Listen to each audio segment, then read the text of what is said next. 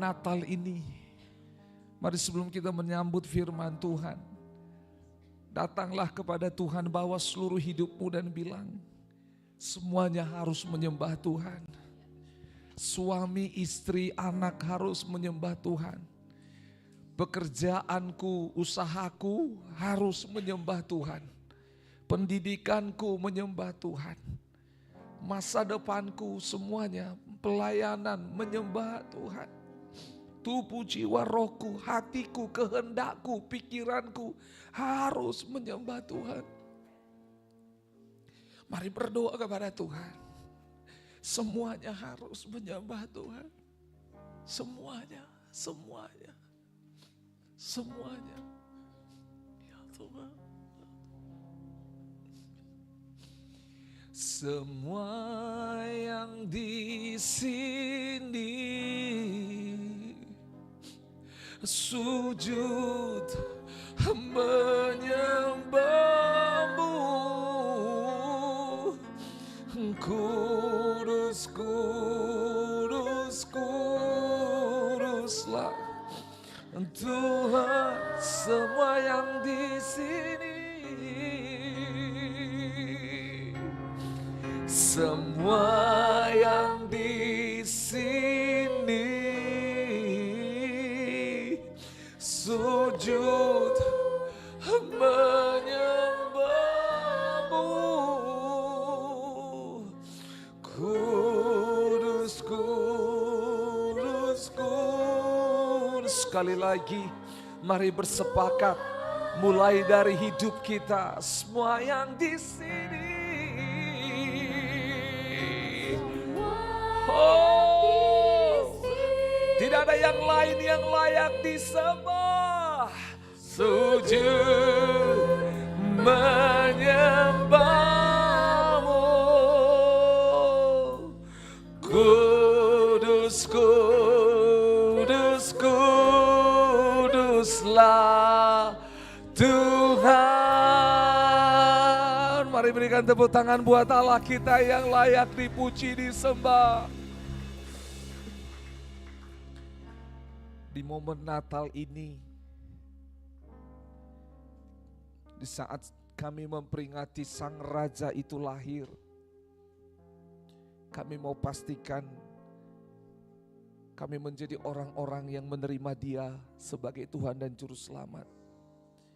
Tapi tidak berhenti di situ, kami mau pastikan hidup kami juga menyembah Dia. Oh Tuhan.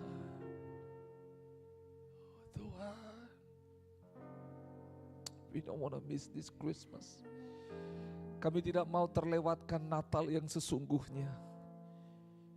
Ketika Sang Raja mulia berjumpa dengan orang berdosa. Ketika damai sejahtera menyelesaikan maut, perselisihan. Ketika kami mendapatkan kabar baik diterima oleh Allah. Itu sebabnya kami menyembah-Mu Tuhan. Terima kasih. Terima kasih Yesus, Engkau sudah lahir di bumi ini. Terima kasih Bapa, Engkau berikan anak-Mu bagi dunia ini, bagi kami. Terima kasih. Tak terhingga, tak terhingga, tak terhingga. Itu sebabnya kami berdoa terus berbicara kepada kami. Sehingga kami benar-benar tidak bergeser dari iman yang sejati kepada Kristus.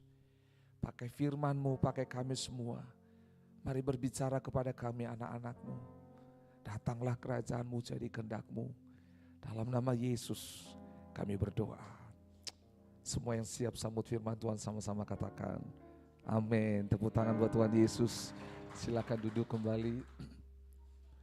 Baik, shalom. Ya. Baik, selamat hari Minggu. Selamat Natal buat kita semuanya. Selamat Natal, selamat Natal, selamat Natal. Boleh bangkit berdiri, salami kiri kanan, salami semuanya 50.000 orang ya. Bilang selamat Natal, senang sekali, selamat Natal. Merry Christmas, selamat Natal. Ayo keluar dari kursimu, ayo sama-sama. Wow, yes. Yo, selamat Natal, selamat Natal. Iya. Selamat Natal. Senang ya, selamat Natal. Puji Tuhan. Selamat Natal.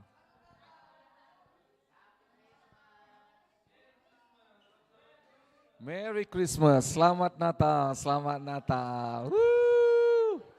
Ya, luangkan waktu sukacita ini bersalaman. Senang sekali ya, puji Tuhan. Ya, kita bersyukur kita tidak satu stadion, jadi bisa salami semuanya ya. Coba kalau satu stadion kita nggak bisa salami semuanya.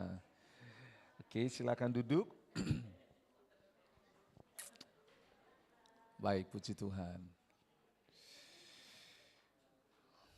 Ya, kita menikmati Natal yang luar biasa. Kita bersyukur karena momen-momen Natal menjadi kesempatan di mana kita mengingat kasih Allah, bukan berarti sebelum-sebelumnya tidak, tetapi menjadi cukup sangat spesial karena beruntun di mana-mana kita bisa mendengar tentang Natal itu, membuat hati pikiran kita, dopamin kita, otak kita dipenuhi dengan yang namanya kisah-kisah tentang Natal. Nah saudara, hari ini firman Tuhan berjudul Bila Yesus Tidak Lahir. Saudara bayangkan kalau Yesus tidak lahir. Saudara, kesadaran kita tentang hal ini akan membuat kita faham makna Natal yang sesungguhnya, sehingga kita tidak menggantikan Yesus dengan hal apapun. Amin. Contoh saudara, mengapa seorang menikah? Mengapa seorang Agus harus menikah? Kalau Agus menikah supaya ada yang masak makanan, gak perlu menikah. Karena ada warung, ada koki, ada catering, betul tidak? Kalau Agus menikah supaya ada yang cuci baju, setrika bajunya, gak perlu menikah, betul? Karena ada laundry, betul tidak? Kalau Agus menikah supaya ada teman, wah gak perlu karena banyak teman.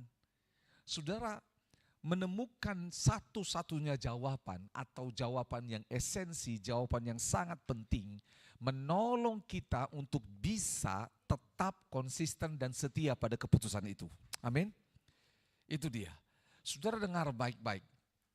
Kalau kita nggak sampai ke sana, maka apa yang terjadi? Kita akan mudah goyah, kita akan mudah digeser, kita akan dengan mudah merasakan yang namanya keraguan tentang hal tersebut. Kalau saudara suami istri yang sudah berkeluarga di sini, engkau tidak menemukan yang namanya alasan kenapa engkau menikah dengan pasanganmu, maka akan dengan mudah orang lain menggantikannya. Sekalipun pasangan kita salah, sekalipun pasangan kita kurang, namun ketika kita menemukan jawaban atau esensi atau hal yang tak tergantikan tentang pasangan kita itu, maka apa yang terjadi? Kekurangan itu tidak akan bisa menggantikan dia.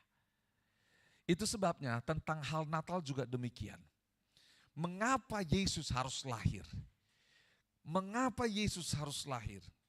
Hari ini tanggal 25 Desember ada orang-orang ngaco membuat peringatan hari titik-titik sedunia. Paling ngaco memang itu ya. Mereka mungkin ingin merayakan Natal tapi nggak tahu caranya. Kasihan. Mulai dari profesor sampai yang tidak punya gelar sekolah mengumandangkan hal itu. Supaya apa? Menjadi sebuah kerinduan. Kita ubah itu menjadi kerinduan. Katakan sama-sama, kerinduan. Mungkin selama ini mereka mau merayakan tapi nggak bisa. Jadi mereka buat hari sendiri supaya sama. Saudara, mungkin ada orang yang sedang mempeributkan. Yesus bukan lahir tanggal 25 Desember. Gak ada ditulis dalam Alkitab tanggal 25 Desember. Iya, tidak ada ditulis tanggal 25 Desember dalam Alkitab. Tanggal 30 Agustus juga tidak ada ditulis. Karena itu hari kelahiran saya. Tidak ada ditulis. Tapi saudara, ada orang mulai mengasosiasikan 25 Desember hari raya anaknya Dewa Matahari, macam-macam dan semuanya. Hari raya orang besar semuanya terserah. Saudara tahu apa yang terjadi? Level iman kita bukan ditentukan lagi oleh hal itu. Tetapi ada sebuah fakta yang kita ketahui bahwa Yesus itu lahir di muka bumi ini. Waktu meninggal kakek saya, nenek saya ditanya kapan lahirnya. Enggak tahu kapan lahirnya. Tanggalnya persis enggak tahu. Dari mama saya ya, nenek tanya. Lalu ada yang bilang, kayaknya nenek ini lahir waktu pohon ini ditanam. Lalu ditanya, pohon tanggal berapa kau ditanam? Pohon juga tidak menjawab. Jadi ada orang-orang yang gila dengan kata dalil. Mana dalilnya? Mana ayatnya? Enggak ada ayatnya. Dilarang merokok, enggak ada ayatnya di Alkitab. Yang ada SPBU 1 ayat 1. Dilarang merokok. Saudara dengar baik-baik. Orang seringkali mengikuti sebuah ajaran dengan pikiran yang sempit. Dan pikiran yang sempit ini membuat dia tidak bisa melihat kekayaan Allah itu. Ini masalah. Ini masalah. Itu sebabnya kalau orang bertanya, kenapa orang Kristen merayakan Natal tanggal 25 Desember? Enggak ada ayatnya. Tetapi kita merayakan itu karena dijadikan kesepakatan untuk merayakan kelahiran Yesus. Tidak ada. Pada waktu Yesus lahir waktu itu belum ada namanya catatan sipil kita. Yes, ada sensus Romawi pada waktu itu tentang Yesus. Tetapi sertifikat, kalau kita pakai itu orang akan bilang, jadi mana sertifikat kelahirannya? Ini kan repot. Memang ada yang mengikuti kalau dari jenjang sejarah kelahiran dari Yohanes Pembaptis. Ya, bapaknya Yohanes Pembaptis namanya siapa? Zakaria. Waktu Zakaria ini menjadi imam rombongan Abia, di situ dia masuk dalam bait suci dan tiba-tiba dia berjumpa dengan Tuhan dan saat itu dia menjadi apa? Bisu. Dia pulang dan akhirnya istrinya namanya siapa? Elizabeth pada waktu itu langsung hamil. Nah gitu loh ya. Ya kalau dihitung-hitung tanggalnya orang Yahudi benar itu merupakan tanggal 24 atau 25 bulan September.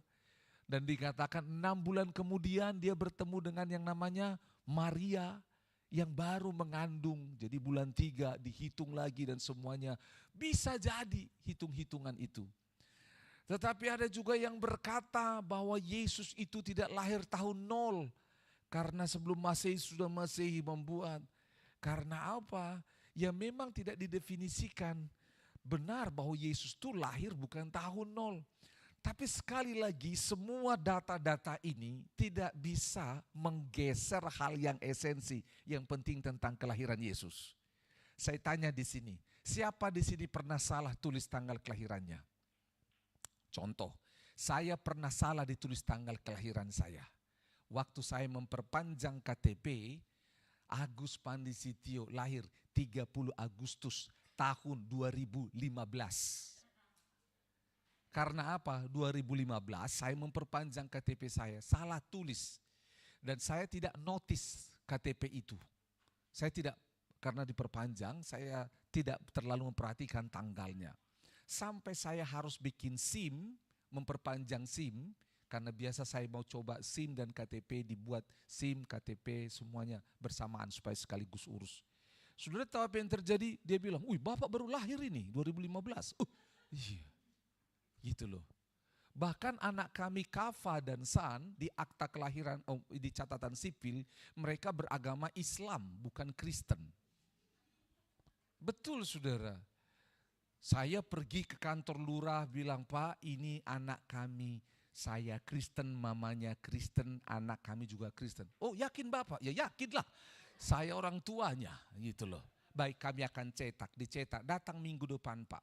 Saya datang minggu depan ke kantor kelurahan, dicetak. Mersil, saya Adipati Agus Pandi Kristen, San Kristen, El Kafanov Islam. Lalu saya tanya, "Pak, kalau mau nambah pengikut bukan gini caranya. Ini anak kami." Itu loh, anak kami yang kedua. Oh, ini anak Bapak. Iya. Jadi dia Kristen. Iya. Betul dia Kristen. Ya betul lah Pak. Gitu loh. Saudara dengar baik-baik. Kesalahan pencatatan atau tidak ada dokumen tidak membuktikan bahwa anak kami tidak ada. Saudara dengar baik-baik. Kenapa saya harus sampaikan ini? Supaya saudara dan saya sebagai orang Kristen tidak repot urusan remeh-temeh seperti ini. Betul ya? Saya nanya saudara, siapa di sini yang kelahirannya tanggal X namun dirayakan tanggal Y? Pernah. Karena apa? Contoh, 2 anak. Satu lahir tanggal 5, satu lahir tanggal 7. Dirayakan tanggal 9. Masalah tidak? Apakah dengan dirayakan tanggal 9 anaknya tidak lahir? Nah, jadi saudara dengar baik-baik. Berpikir seperti ini. Lalu kekristenan kita memang didasarkan kepada yang pertama dasar kitab suci. Dasarnya apa? Kitab suci.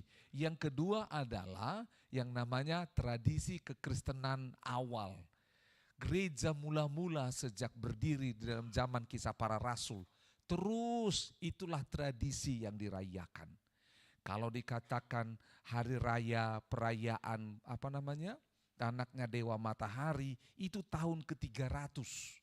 Tahun ke-300. Tahun 100 orang sudah mulai merayakan Natal di tanggal 25 Desember. Dan itu ada dokumen catatannya. Jadi yang orang-orang ributkan itu, mungkin dia sengaja tidak mau baca catatan itu, dia mau baca catatan yang lain. Tapi sudahlah, sama-sama katakan, ya sudahlah, sama-sama 1, 2, 3, ya sudahlah. Jadi sudah paham ya? Nah sekarang kita kembali, kenapa Yesus harus lahir? Ini pertanyaannya, kenapa? Yang pertama, ini saya mencatat ada 6, ada banyak sekali, tetapi 6 yang dekat dengan hidup kita. Dan waktu saya berdoa renungkan, ini menolong kita. Yang pertama, supaya nubuatan tentang Yesus tergenapi. Saudara tahu ada 300 lebih nubuatan tentang Yesus di dalam firman, di dalam Alkitab. Salah satu nubuatan yang terkenal yang biasa dibacakan waktu perayaan Natal adalah Mika 5 ayat yang kedua. Mari kita lihat sama-sama. Mika pasal yang ke-5. Bisa buka di situ? Kalau tidak saya bacakan kepada saudara. Mika pasal yang ke-5. Ayat 1. Di situ 1 atau 2 ya. Alkitab kita nulisnya ke 1 atau ke 2. Coba lihat sama-sama. Baca 1, 2, 3. Tetapi engkau hai Betlehem Efrata, hal yang terkecil di antara kaum-kaum Yehuda, daripadamu akan bangkit bagiku seorang yang akan memerintah Israel, yang permulaannya sudah sejak purbakala, sejak dahulu kala. Coba lihat, ini kurang lebih sekitar 500 tahun sebelum Yesus lahir sudah dinubuatkan dari tempat lahirnya yaitu Betlehem Efrata.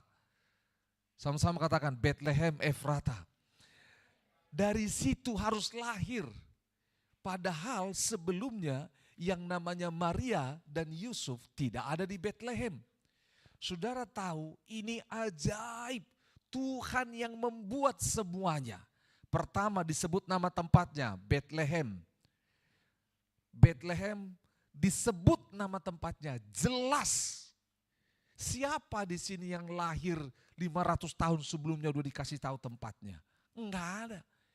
Lanjut lagi di Yesaya pasal yang ke-9.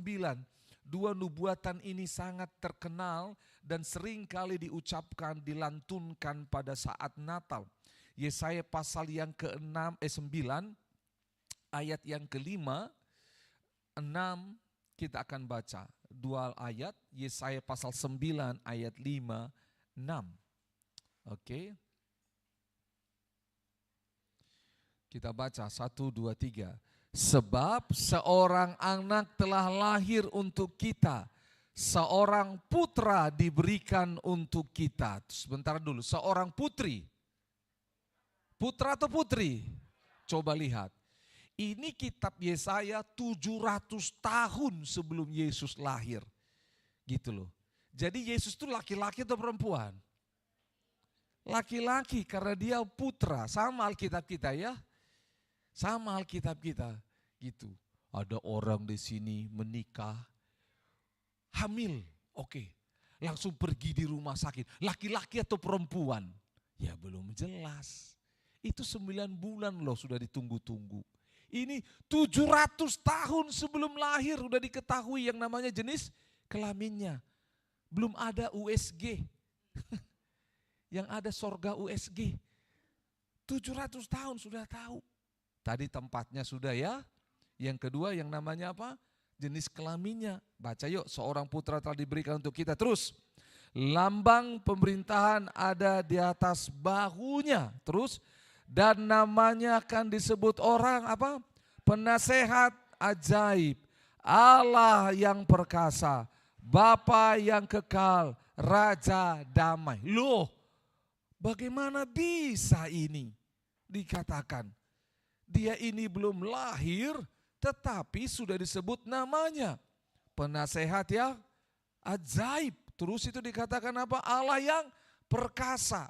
Nah, kalau ada orang zaman sekarang ini yang masih sibuk, Yesus itu manusia, lahir dia bukan Allah.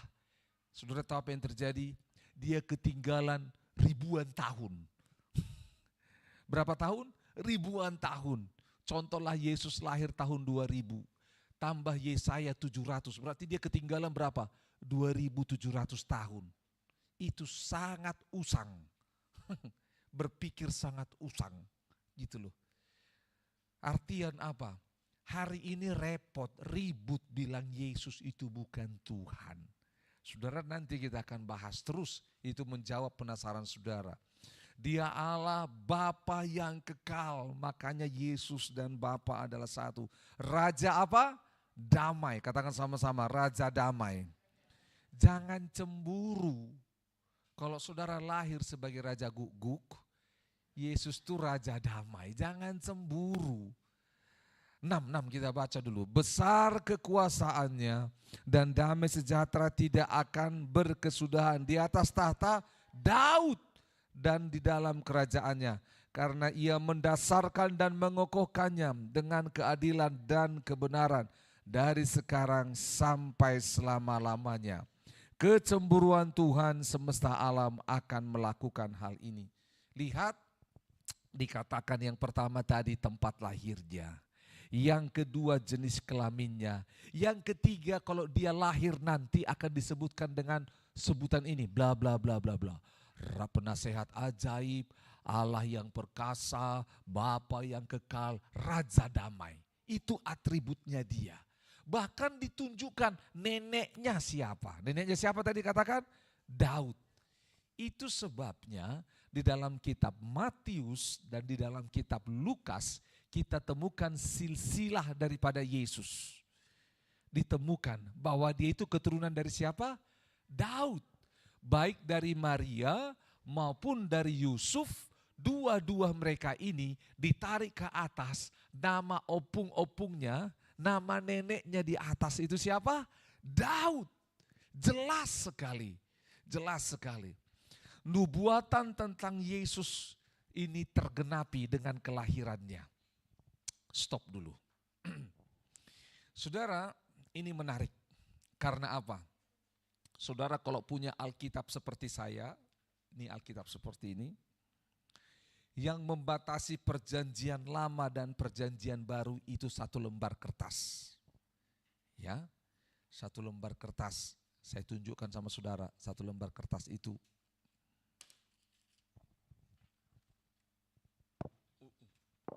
Ini, 1 lembar kertas. Terakhir Maleaki, terus habis itu kertas kosong, lalu muncullah namanya kitab Matius. Muncul kitab Matius. Dan kitab Matius itu dimulai dengan tulisan silsilah Yesus Kristus. Sekalipun dalam penulisan Alkitab Perjanjian Baru, yang tertua bukanlah Injil Matius, tapi yang tertua adalah Injil Markus. Tetapi kenapa Matius yang dibuat di awal? Karena Matius adalah kitab Injil yang paling banyak mengambil nubuatan atau mengutip yang namanya kitab di Perjanjian Lama. Matius, Injil Matius menjembatani yang namanya perjanjian lama kepada perjanjian baru. Itu sebabnya dia dibuat pertama sekali. Karena di dalam kitab Matius paling banyak kutipan-kutipan dari kisah-kisah di Taurat, kisah para nabi, ditulis, diambil dalam Injil Matius. Nubuatan Yesus ini di silsilah Yesus Kristus kita lihat sama-sama dikatakan di sana di Matius pasal 1 ayat 1. Coba lihat. Inilah silsilah Yesus Kristus, anak Daud, anak Abraham. Sama-sama katakan anak Daud, anak Abraham. Tadi kita baca di kitab Yesaya bahwa Yesus itu keturunan dari siapa? Daud. Dia ini diambil, ditulis, kitab Matius menulis sampai yang namanya Yesus Kristus anak Daud, anak Abraham. Coba sama-sama buka Lukas pasal yang ketiga. Coba sama-sama ya, nggak apa-apa kita buka ayat Alkitab ya. Ayat Alkitab. Lukas pasal yang ketiga, mulai 23 sampai ayatnya yang ke-38, ini silsilah Yesus Kristus. Kita baca langsung ayat 38. Yuk 38. Oke ya, kita baca 1, 2, 3. Anak Enos, anak Set, anak Adam, anak Allah. Kalau di dalam kitab Matius diambil dari yang namanya Abraham, Daud, terus sampai kepada Yesus. Ini naik dari Abraham ke atas sampai yang namanya manusia pertama diciptakan itu, saudara. Yaitu manusia pertama yang diciptakan Tuhan, yaitu Adam. Ingat baik-baik, Adam itu bukan nama. Adam itu artinya adalah manusia. Jadi waktu Allah menciptakan manusia, manusia ini dalam bahasa Ibraninya namanya Adam diterjemahkan. Jadi manusia itu. Jadi sehingga nama pertama dalam Alkitab adalah Hawa yang diberikan oleh Adam. Nah saudara lihat, luar biasa tentang Yesus ini. Yesus ini itu sebabnya dia gacor sekali saudara. Luar biasa. Makanya semua orang memperbincangkan tentang Yesus ini. Semua agama bicara tentang Yesus ini. Semua orang-orang yang tidak percaya kepada Yesus berusaha menghancurkan kredibilitas Yesus. Karena apa? Sekali orang berhasil menghancurkan kredibilitas Yesus, maka catatan tertua di muka bumi yang mengkaitkan antara manusia sampai kepada penciptaan hanya Yesus. Jadi kalau dia hancurkan ini berarti dia paling hebat. Makanya orang-orang inilah yang dibilang orang Makassar sota. Saudara, dia berusaha untuk mengganti sesuatu yang merupakan sebuah urutan kejadian peristiwa yang dirancang oleh Allah. Jadi lihat, nubuatan tentang Yesus. Mengapa Yesus lahir? Karena dia menggenapi nubuatan firman Tuhan. Nubuatan Allah. Oke ya. Nah, jadi itu sudah ada. Contoh, kenapa Yesus harus lahir di Bethlehem? Karena sudah dinubuatkan 500 tahun sebelumnya. Allah luar biasa. Dia mendesain supaya ada namanya kerajaan Romawi ini tidak percaya kepada Tuhan. Yahweh, Elohim, Allah yang kita kenal kalau hari ini dalam Yesus itu tidak dipercaya oleh orang kerajaan Romawi. Tetapi Allah bisa pakai kerajaan Romawi, bikin yang namanya sensus penduduk. Sehingga yang namanya Maria dan Yusuf harus pergi ke Bethlehem. Luar biasa. Yang kedua yang penting, kenapa Yesus harus lahir? Karena dia yang menjadi jawaban atas semua dosa manusia. Roma 3:23 kita baca firman Tuhan ini sangat jelas. Kita baca dulu dan nanti kita akan pindah ke kitab Roma pasal yang ke-5. Roma 3:23 dikatakan firman Tuhan. Karena semua orang telah berbuat dosa dan telah kehilangan kemuliaan Allah. Katakan semua manusia berdosa dan telah kehilangan kemuliaan Allah. Jadi ada dosa yang kita wariskan dari manusia pertama, yaitu siapa? Adam dan Hawa. Mereka ini merupakan gambaran daripada Allah di dalam Taman Eden itu. Manusia diciptakan serupa segambar dengan Allah diciptakan dalam sebuah taman. Diperintahkan supaya semua taman ini dijaga. Enggak boleh dimakan buah satu pohon itu. Yaitu buah pohon apa? Pengetahuan yang baik dan yang jahat. Saudara tahu, saya mendalami kitab Kejadian ini dalam peristiwa Natal. Kalau saudara cek dalam kitab Kejadian pasal 3, ternyata iblis enggak tahu itu di mana pohon pengetahuan yang baik dan jahat. Iblis enggak tahu. Makanya dia bilang, tentulah semua pohon di taman ini bisa kamu makan buahnya. Jadi iblis enggak tahu yang mana itu pohon. Lalu Hawa inilah terlalu banyak bicaranya. Dia bilang, oh enggak, bisa kami makan. Nah itu. Saudara dengar baik-baik. Karena manusia melanggar perintah Allah, Adam dan Hawa, sehingga akhirnya semua manusia jatuh dalam dosa. Coba lihat sama-sama Roma 5 ayat 12. Coba lihat. Mengapa Yesus harus lahir? Roma 5 ayat 12. Kita baca. 1, 2, 3. Sebab itu sama seperti dosa telah masuk ke dalam dunia oleh satu orang. Dan oleh dosa itu juga maut. Jadi lihat. Ke dalam dunia ini dosa masuk dan maut masuk oleh berapa orang? Satu orang. Terus lanjut. Demikianlah maut itu telah menjalar kepada semua orang. Karena semua orang telah berbuat dosa. Coba lihat apa yang terjadi. Oleh karena manusia pertama yang berdosa, maka semua kita lahir dalam natur dosa. Gitu loh. Nah, Yesus itu lahir supaya apa? Lihat sama-sama, turun ke bawahnya. Ayat 18. Oke ya. Oh, mulai dari 17 dulu, supaya saudara baca sampai 21. Kenapa Yesus? Kenapa enggak bisa Paulus? Kenapa bukan Petrus? Kenapa bukan Agus? Sekalipun semua us-us. Nah, makanya supaya saudara terkenal, buat nama saudara Us belakangannya, ya. Makanya lihat Rusmin Yunus, Leonardus, nah itu kan Elkavanus, semua Nus, Hendrikus, nah gitu ya. Semua Us, Chandra Dewantus, nah gitu ya. Oke, semua ayat 17, yuk kita baca ayat 17. Sebab jika oleh dosa satu orang maut telah berkuasa oleh satu orang itu, maka lebih benar lagi mereka yang telah menerima kelimpahan kasih karunia dan anugerah kebenaran akan hidup dan berkuasa oleh karena satu orang itu, yaitu siapa? Yesus Kristus. 18. Sebab itu sama seperti oleh satu pelanggaran semua orang beroleh penghukuman, demikian pula oleh satu perbuatan kebenaran semua orang beroleh pembenaran untuk hidup. Jadi sama seperti oleh ketidaktaatan satu orang, semua orang telah menjadi orang berdosa. Demikian pula oleh ketaatan satu orang, semua orang menjadi orang benar. Tetapi hukum Taurat ditambahkan supaya pelanggaran menjadi semakin banyak.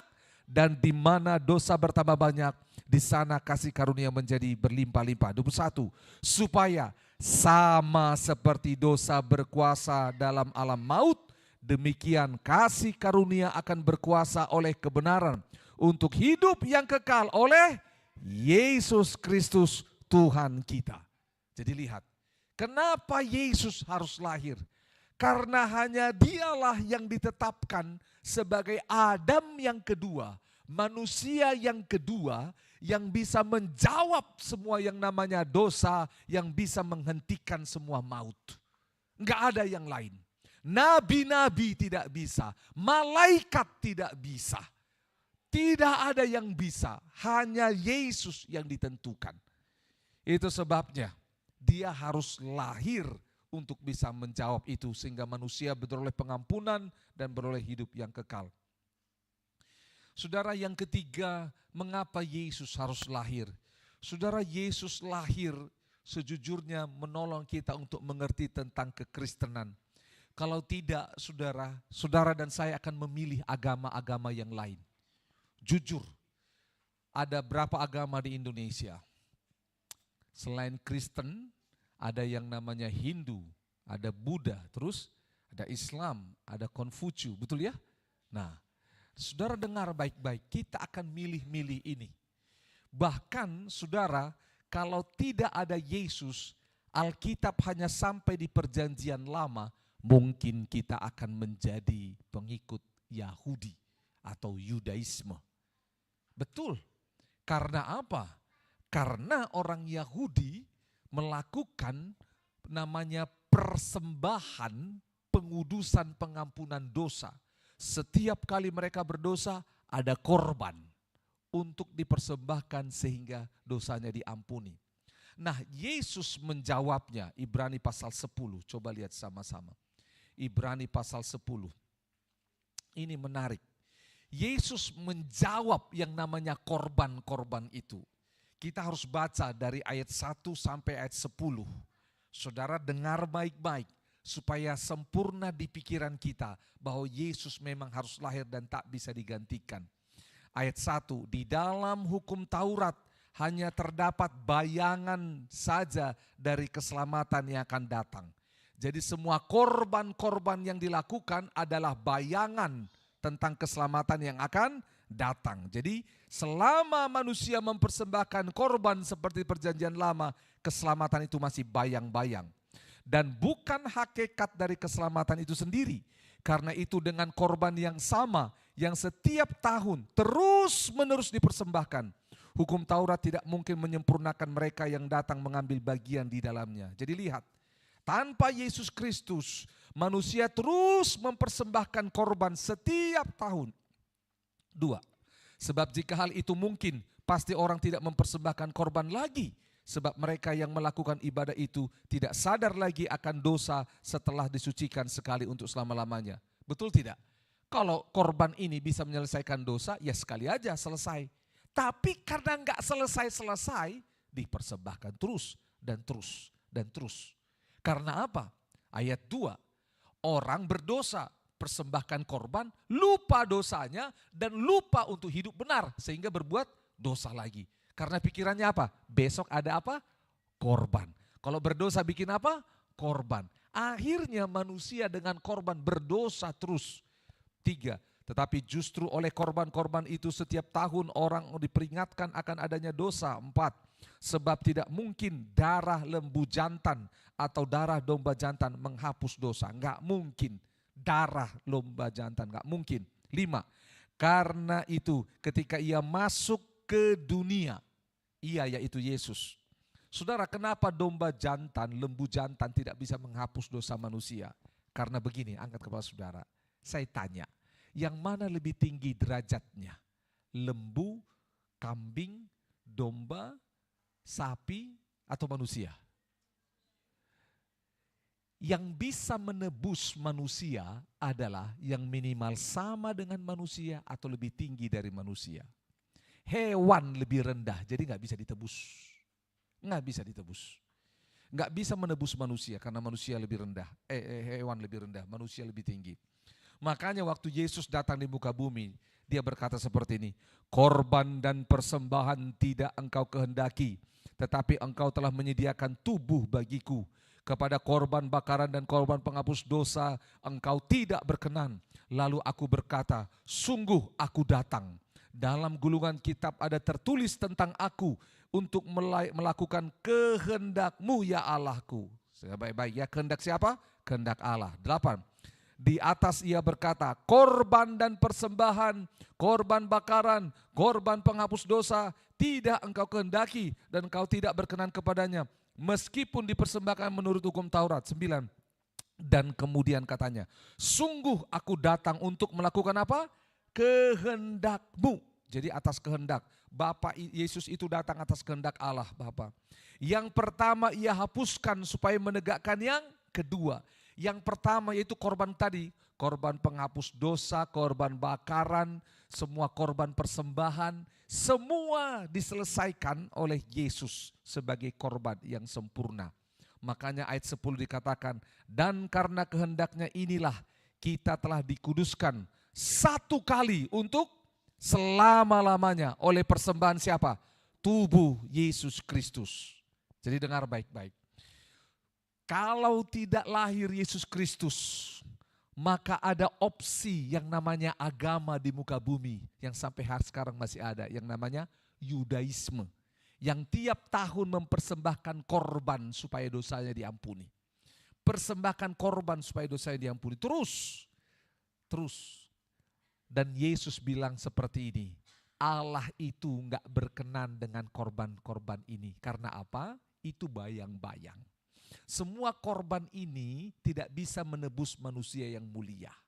Harus minimal yang sama level dengan manusia, yaitu sama-sama manusia. Dan mulia, tidak berdosa. Semua korban yang dipersembahkan di perjanjian lama semua adalah korban yang tidak bercacat celah. Katakan korban tidak bercacat. Katakan korban yang sempurna.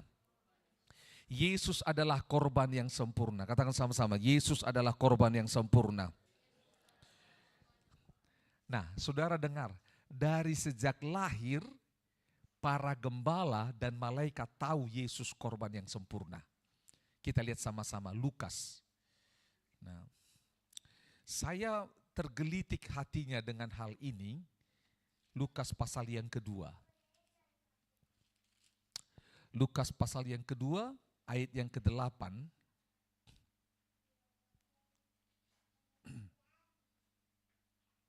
Oke. Di daerah itu ada gembala-gembala yang tinggal di padang menjaga kawanan ternak mereka pada waktu malam.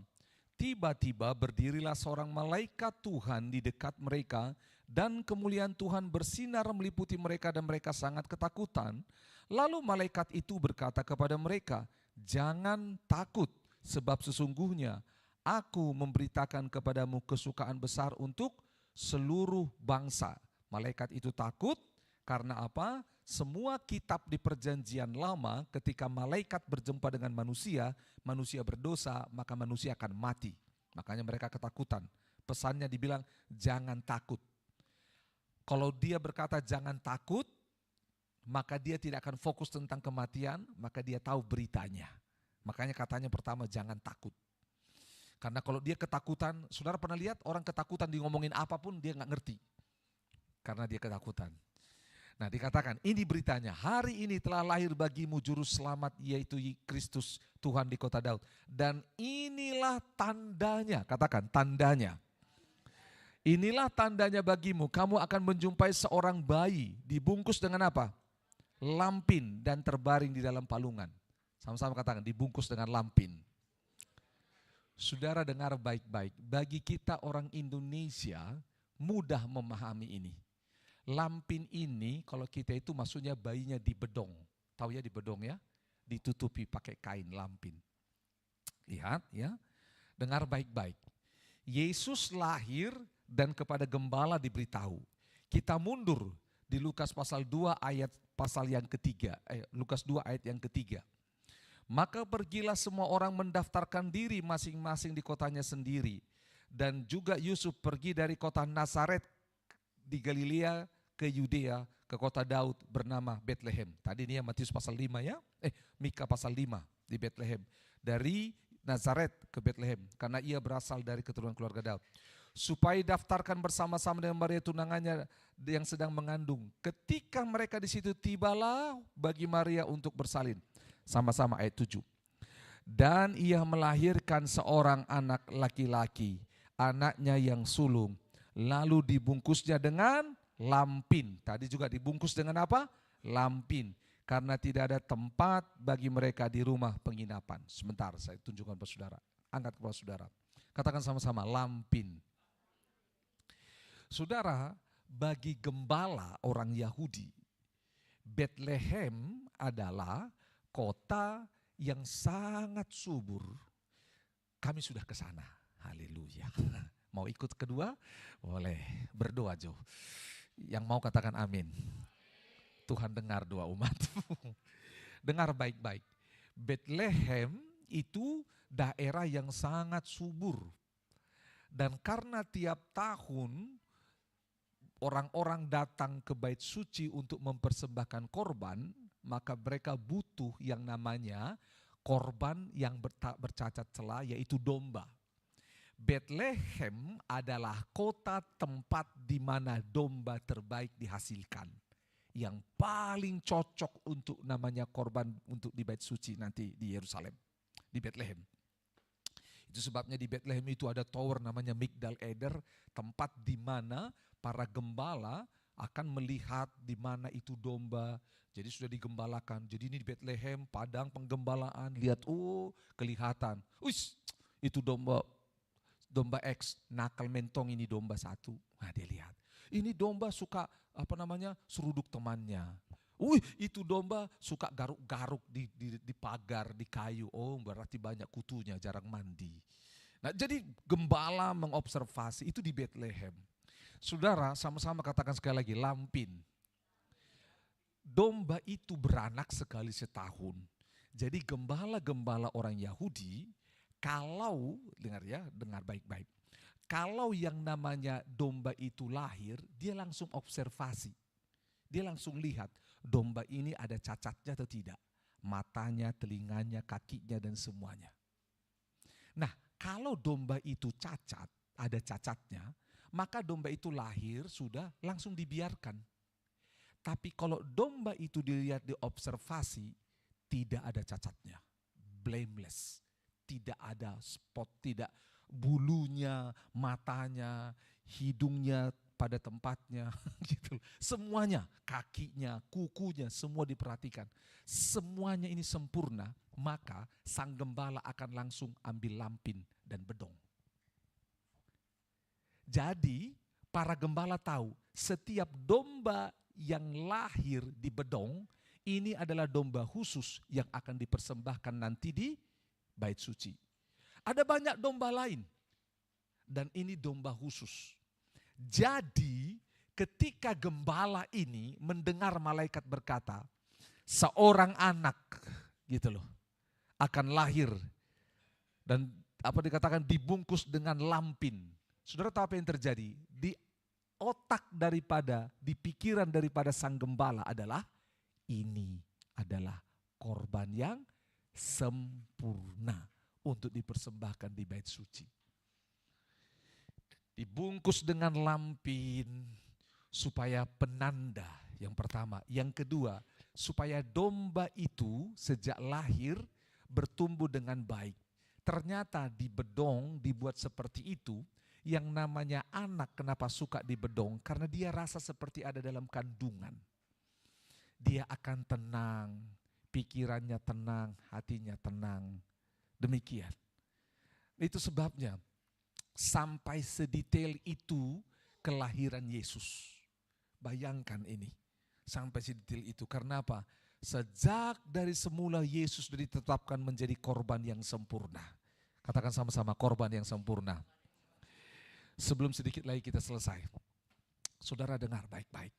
Tanpa Yesus, kita ikuti dengan pola Yudaisme, kita akan ibadah, kita akan mempersembahkan korban. Betul? Kita akan bawa.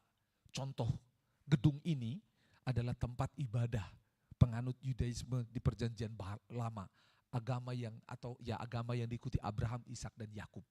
Saya imam besar, maka saudara akan datang beribadah di sini.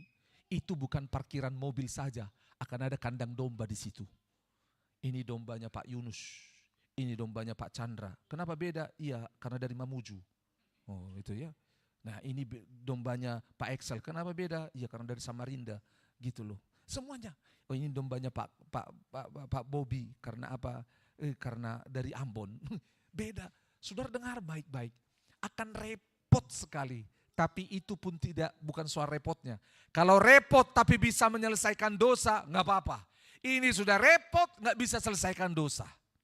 Makanya kitab Ibrani tadi ayat 10 dikatakan melakukannya sesuai dengan kehendak Bapa. Katakan sesuai dengan kehendak Bapa. Orang-orang yang bilang begini, kalau betul Tuhannya orang Kristen penuh kuasa, kenapa harus repot-repot? Dia harus jadi manusia, main drama lagi, lahir di kandang domba, terus itu mati disalib, repot. Saudara tahu, yang ngomong itu otaknya yang repot. Karena apa? Itu kehendak Bapa. Katakan sama-sama, kehendak Bapa. Saya tanya saudara, pernah enggak saudara komplain dan bertanya, kenapa ya matahari terbit dari timur dan terbenam di barat? Saudara pusing mikir, masih muda sampai ubanan, rambut rontok sampai botak, kita nggak bisa jawab. Karena itu ketetapan Allah. Yaitu apa? Matahari terbit dari timur, terbenam di barat. Saudara pergi ke laut, kenapa ya ikan ini nggak bisa manjat ambil kelapa? Saudara pusing, habiskan waktu untuk hal itu. Ada banyak orang menjadi tersandung kepada Kristus, kepada keselamatan. Karena sibuk memikirkan hal-hal yang merupakan kodrat daripada Allah. Makanya tadi katakan, itu udah kehendak Tuhan. Karena Allah sudah tetapkan di Kejadian pasal 3, keturunan perempuan. Sama-sama katakan, keturunan perempuan. Makanya Yesus dilahirkan anak dari perawan Maria, perempuan, bukan dari Yusuf. Gitu loh. Jadi lihat baik-baik, dia korban yang sempurna yang sudah ditetapkan Allah sejak dari semula. Sedikit lagi, nah saudara, kenapa Yesus harus lahir? Karena tanpa kelahiran Yesus, manusia akan terus dikuasai maut dan tidak mengalami kemuliaan. Lihat sama-sama Ibrani pasal yang kedua. Ini penting, banyak orang tidak sadar tentang hal ini. Ibrani pasal 2 ayat 9, kita baca sampai 10. Ibrani pasal 2 ayat 9 sampai 10. 1, 2, 3. Tetapi dia yang untuk waktu yang singkat dibuat sedikit lebih rendah daripada malaikat-malaikat. Yaitu siapa? Yesus. Kita lihat yang oleh karena penderitaan maut dimahkotai dengan kemuliaan dan hormat. Supaya oleh kasih karunia Allah ia mengalami maut bagi semua manusia. Coba lihat, tadi kan manusia telah berdosa, telah kehilangan kemuliaan Allah, mengalami maut. Yesus menjadi jawabannya. Yesus mengalami maut bagi semua manusia. Katakan sama-sama, semua manusia. Sekali lagi, semua manusia. Ini hebatnya Yesus ini. Dia ini bukan rasis yang hanya untuk urus kelompok orang tertentu. Tidak. Yesus untuk semua manusia. Katakan sama-sama, Yesus untuk semua manusia. Ayat 10 sama-sama. Sebab memang sesuai dengan keadaan Allah yang baginya dan olehnya segala sesuatu dijadikan. Yaitu Allah yang membawa banyak orang kepada apa? Kemuliaan. Juga menyempurnakan Yesus yang memimpin mereka kepada keselamatan dengan penderitaan. Saudara, orang bilang apa? Berarti Yesus enggak sempurna. Dengar, menyempurnakan Yesus di sini bukan berarti Yesus tidak sempurna. Yaitu apa? Karya Yesus menjadi sempurna, itu maksudnya. Perjalanannya, dia lahir, dia tidak dibangkitkan, dia lahir, dia tidak membangun sebuah kerajaan untuk menghancurkan Romawi, tidak. Tetapi tujuannya adalah sepanjang hidupnya dia akan menunjukkan siapa Allah, dia akan mati, menderita, disalibkan dan dibangkitkan. Itulah yang dikatakan sempurna. Itu sebabnya. Kenapa orang Kristen harus merayakan kelahiran Yesus? Karena itu adalah paketnya. Sama-sama katakan paketnya.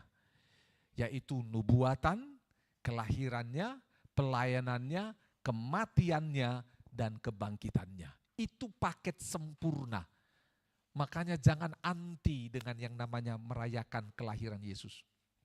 Sebelum ke yang terakhir, saya ke Toraja, lalu ada satu orang bapak, orang Kristen, dia anti perayaan Natal. Anak bapak itu pernah berjemaat di kita. Anak bapak itu berjemaat di kita dan dia sekarang udah kerja di luar kota jadi gak berjemaat dengan kita. Saya pergi dan dia bilang apa? Bapak kan pendeta? Iya. Boleh saya tanya Pak? Boleh. Kenapa kita merayakan Natal? Emang kenapa Pak? Kan Alkitab gak dibilang rayakan Natal. Nah sama. Walaupun orang Kristen pikirannya cetek gitu loh. Kenapa saya bilang cetek? Dia harus melakukan semua yang gak ada di Alkitab. Lalu saya balik, Pak saya tanya, apakah semua yang di Alkitab Bapak lakukan? Tidak. Loh kenapa Bapak ngurus yang tidak ada dalam Alkitab? Faham maksudnya? Dia bilang, kenapa? Kan gak ada dalam Alkitab, ngapain kita rayakan? Sekarang saya tanya, yang ada di Alkitab Bapak lakukan tidak? Tidak. Nah itu, Pak saya jelaskan sama dia. Gitu loh. Lalu dia tanya, kenapa orang Kristen pakai apalagi namanya nih? Pohon Natal. Enggak ada di Alkitab. Dalam hatiku, iya betul enggak ada Pak. Bapak baca semua ke Alkitab atau Bapak protes-protes saja? Saya bilang, Pak jadi itu gambaran. Saya jelaskan sama dia, karena apa? Kita harus sopan. Sekali lagi kita harus sopan. Walau dia bertanya dengan arogan dan merendahkan, buat apa? Habiskan uang. Oh, jadi saya tahu ternyata masalah uang. Saya jelaskan, Pak, kita merayakan Natal karena itu paket Yesus. Karena apa? Memang Yesus harus lahir, Pak. Gitu loh. Adakah dibilang rayakan kelahirannya? Yang ada dibilang ingatlah kematiannya? Ya betul Pak, enggak ada. Tapi benar, enggak mungkin dia mati kalau dia enggak lahir dulu Pak. Kita rayakan kelahirannya untuk mengenang dia. Ada pohon Natal itu, bukan Yesus itu. Kan Yesus tuh bukan di bawah pohon korma lahirnya. Seperti yang dikatakan tetangga.com. Gitu loh. Kan itu di buku mereka di bawah pohon korma. Terus orang Kristen pakai pohon apa lagi namanya ini? Pohon cemara. Gitu loh. Aduh, saya bilang, Pak, itu ornamen Natal. Ornamen Natal. Kenapa orang pakai pohon cemara? Karena cemara itu, Pak, gambaran daripada keabadian, evergreen, selalu hijau. Dan sebuah kesegaran, Allah itu abadi. Jadi gambarannya itu, kita enggak nyembah pohonnya Pak. Gitu loh. Lalu saya balik, kenapa Bapak rayakan, kenapa Bapak bikin pesta ini nenek Bapak? Ada di Alkitab? Nah, tidak ada, ya udah Pak. Jadi saudara paham maksudnya? Seringkali kita tidak sampai kepada hal itu. Makanya katakan, Yesus korban yang sempurna, paketnya luar biasa. Terakhir. Saudara, kenapa Yesus harus lahir? Masih di Ibrani 4 ayat 14. Ini semakin memuncak. Ibrani 4 ayat 16, 14 ayat 16. Yuk kita baca. Saudara, kita harus paham ini. Ibrani pasal 4 ayat 14 sampai 16. 1, 2, 3. Karena kita sekarang mempunyai imam besar agung yang telah melintasi semua langit, yaitu siapa? Yesus anak Allah. Baiklah kita teguh berpegang pada pengakuan iman kita. 15. Sebab imam besar yang kita punya bukanlah imam besar yang tidak dapat turut merasakan kelemahan-kelemahan kita. Sebaliknya sama dengan kita, ia telah dicobai, hanya tidak berbuat dosa. 16. Sebab itu marilah kita dengan penuh keberanian menghampiri tahta kasih karunia, supaya kita menerima rahmat dan menemukan kasih karunia untuk mendapat pertolongan kita pada waktunya. Kenapa Yesus harus lahir? Bila Yesus tidak lahir, kita enggak punya imam besar. Imam besar yang mengantarai kita dengan Allah, yang menjadi penghubung. Saudara, banyak orang tidak paham ini. Mutlaknya Yesus. Karena tanpa Yesus kita enggak bisa. Saya kasih contoh, Pak Rusmin boleh maju ke depan. Pak Leo maju ke depan. Oh atau maaf, Pak Excel saja karena baju putih. Mari maju ke depan. Nah, coba. Ya. Supaya masuk TV sini Pak. Soalnya kameranya nggak bisa bergeser. Kode. Nah, jadi umpamakan Pak Excel ini adalah Allah. Katakan sama-sama Allah. Allah yang apa? Kudus. Katakan Allah yang kudus. Ini adalah Pak Rusmin. Sama seperti saya, manusia berdosa. Oke? Saya tanya, sepanjang Alkitab, bisa enggak manusia berdosa ketemu dengan Allah? Enggak bisa, karena pasti akan mati. Yesus yang adalah gambaran korban yang akan menebus manusia. Sehingga kitab Kejadian, manusia karena berdosa, telanjang di hadapan Allah, enggak bisa ketemu Tuhan. Dan akhirnya Tuhan kasih pakaian yang baru. Namanya dari kulit domba. Domba ini adalah gambaran siapa? Yesus. Yohanes 1:9, Yesus adalah anak domba. Yesus adalah domba Allah yang menghapuskan dosa dunia.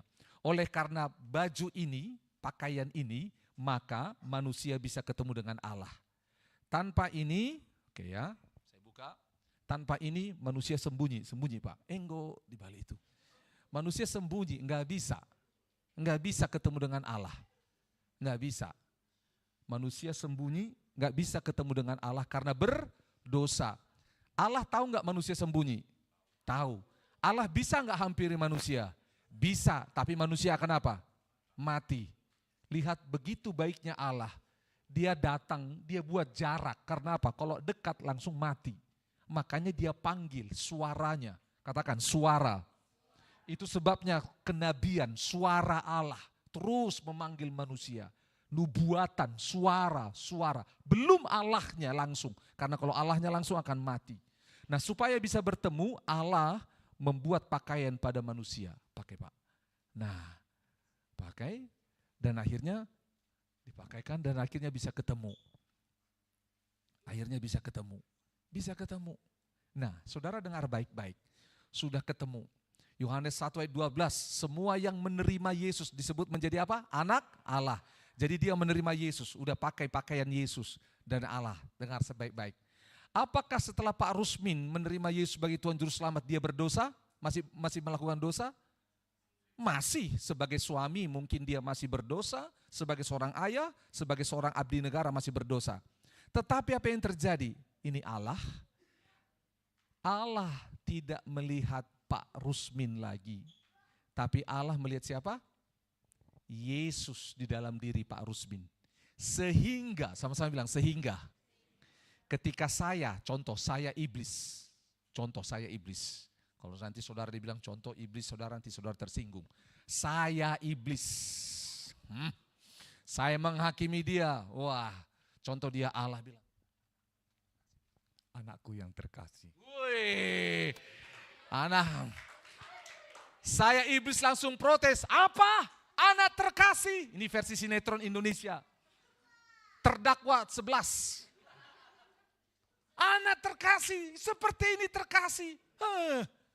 Kalau bapaknya kasih, boleh. Ini terkasih, enggak. Dia berdosa. Wah macam-macam. Tiba-tiba iblis sebut, dosanya ini Tuhan, dosanya ini. Ada imam besar yang menjadi perantara. Imam besar ini akan ngomong seperti ini. Betul dia berdosa, tapi aku sudah mengampuni dosanya. Lalu Allah tidak melihat Pak Rusmin yang berdosa. Dia melihat Yesus yang menjadi korban, yang menolong orang berdosa ini. Gitu loh. Dia menolong. Itu hebatnya Yesus ini. Karena apa? Tanpa Yesus tidak ada yang bisa berdiri di hadapan Allah. Enggak ada. Para nabi enggak bisa. Raja enggak bisa. Enggak bisa. Saudara dengar baik-baik. Engkau bawa uangmu sebanyak apapun, bawa hartamu sebanyak apapun, enggak bisa berdiri di hadapan Allah. Enggak bisa. Bahkan Yesus berkata apa? Seluruh dunia ini kamu peroleh, kamu datang di hadapan Allah, itu semua debu, enggak ada. Enggak ada. Itu sebabnya saudara harus pikir, mau jabatanmu, gelarmu, uangmu, hartamu, kehebatanmu, followermu berapa, subscribermu berapa, enggak bisa di depan ini, enggak bisa. Itu sebabnya kita butuh Natal, kita butuh Yesus. Karena tanpa Yesus enggak ada yang berkenan di sana. Mau kita oplas berapa kali pun membuat cantik, inclong dan enggak bisa. Semuanya enggak bisa. Saudara harus tanam itu di hatimu, di pikiranmu. Supaya engkau sadar bahwa kita enggak bisa tanpa Yesus ini. Benar. Salomo di banyak istrinya satu, cuman gunitnya banyak. Hartanya banyak semuanya. Enggak bisa dia berdiri di hadapan Tuhan. Enggak bisa. Saudara dengar baik-baik. Kita mau belanja online, pakaian apapun, sepatu apapun yang kau punya, mau dari luar negeri, mau dari enggak bisa. Hanya siapa? Yesus. Katakan hanya Yesus. Dan dengar baik-baik. Ini menariknya. Yesus ini, dengar ya, Yesus ini. Dia pernah jadi manusia. Katakan pernah jadi manusia. Sehingga dia tahu bagaimana lemahnya manusia. Dia tahu bahwa Agus bisa jatuh dalam dosa ketika lihat perempuan. Dia tahu Agus bisa jatuh dalam dosa ketika lihat uang. Dia tahu bahwa Agus bisa jatuh dalam dosa ketika dipuji, ketika menjadi sombong. Dia tahu, katakan sama-sama dia tahu. Karena ketika dia tahu dia tidak buang saya, dia tidak buang. Yesus itu malah rangkul, dia pegang kita, dia tuntun dan berkata, bukan begitu, dia tolong kita bertobat. Ini imam yang luar biasa. Bukan yang menghakimi, memang dasar kau, saya sudah tebus, saya sudah mati bagimu, aku udah disalib, benaran loh, bermahkota duri. Kamu tidak menghormati saya. No. Dengan kasih dia datang sama Petrus yang menyangkal dia. Dibilang apa? Apakah engkau mengasihi aku? Dia nggak bilang, mari Petrus makan. Dia nggak bilang, mari pengkhianat makan. Enggak. No. Kita yang begitu. Yesus enggak. Dia bilang, mari makan. Dan Petrus ketika datang, dia nggak pikir gini, jangan-jangan dalam ikan ini ada racun, nanti saya akan mati. Tidak.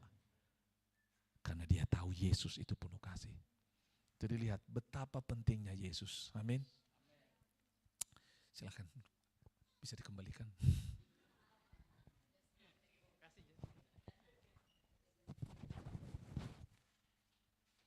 Pemain musik boleh maju.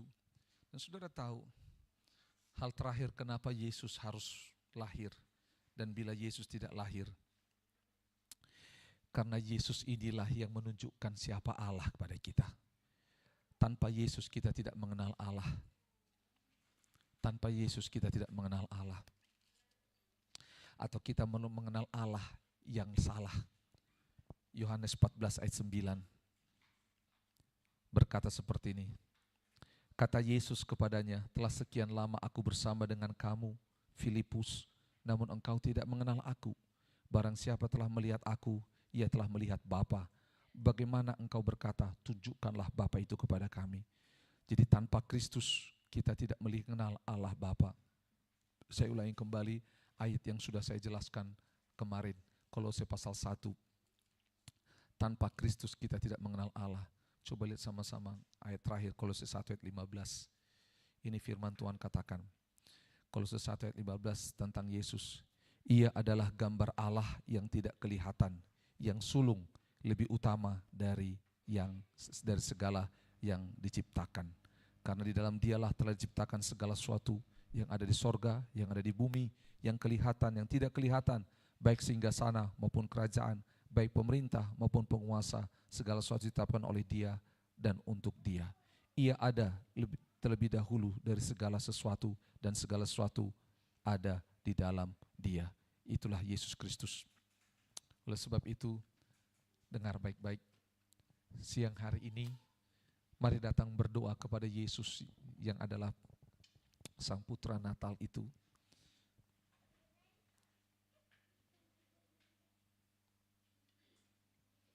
Betapa penting Yesus ada dalam hidup kami. Yesus tidak tergantikan. Dan hari ini kami merayakan Natal bukan mengenang Yesus sebagai